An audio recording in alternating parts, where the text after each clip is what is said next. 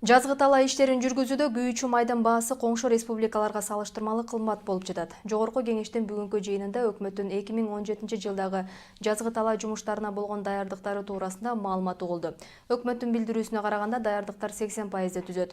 Бирок эл өкүлдөрү Кыргызстан ЭАЭПке киргени менен дыйкан фермерлер өндүргөн продукцияларын сата албай убара болуп жаткандыгын сындашты. Жогорку кеңештин жыйынынан кабарчыбыздын материалы. Биринчи вице-премьер-министр Мухаммедкалы Абулгазиевдин берген маалыматы боюнча 2016 жылы Кыргызстан 13 миллиард сомдук айыл чарба өнүмдөрүн экспорттаган. Ал 2015 жылга караганда 3 миллиард сомго көптүк кылат. Ал эми быйыл өкмөт жазгы талаа иштерине 80% даяр экендигин билдирди. Бирок эл өкүлдөрү өкмөт даярбыз дегени менен дыйкандарды техника менен камсыздоо аксап жаткандыгын айтышты. Айыл өкмөтүнөн 86 заявка түшкөн, бирок болгону бир эле МТС ачылды. Азыркы учурда эмне үчүн токтоп турат булар ишке ашпай? 2016 жылы жалпы республика боюнча 32 МТС ачылды.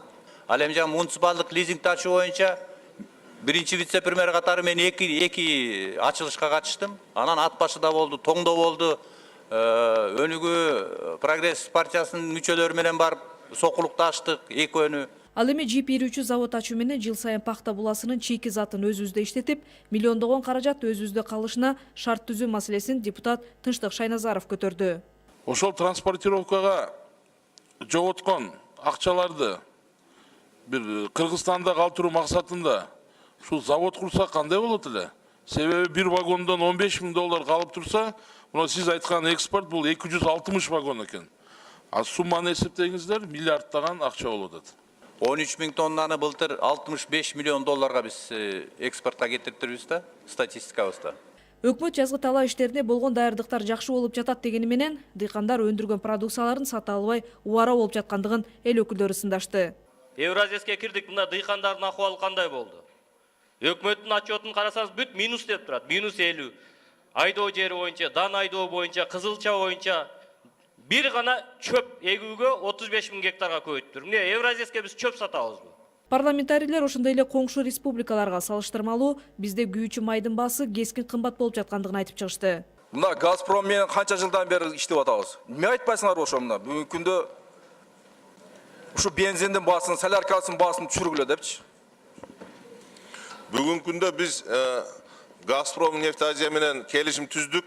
Ошол жазгы талаа иштери башталганда, ошол мезгилде нефти базалардан 2 сомго чейин арзандатып берет. Мына азыр ГСМ боюнча айттыңар да, ГСМ силерде ошол өзүңөрдүн скалатыңарда турабы, же бул рынокко келгенде биздики деп көрсөтүп атасыңарбы? Объемдарын азыр. Нефти базалардагы Газпромдун нефти трейдерлердин айтуусу боюнча да бул. Биздин кампа жок да бүгүнкү күндө.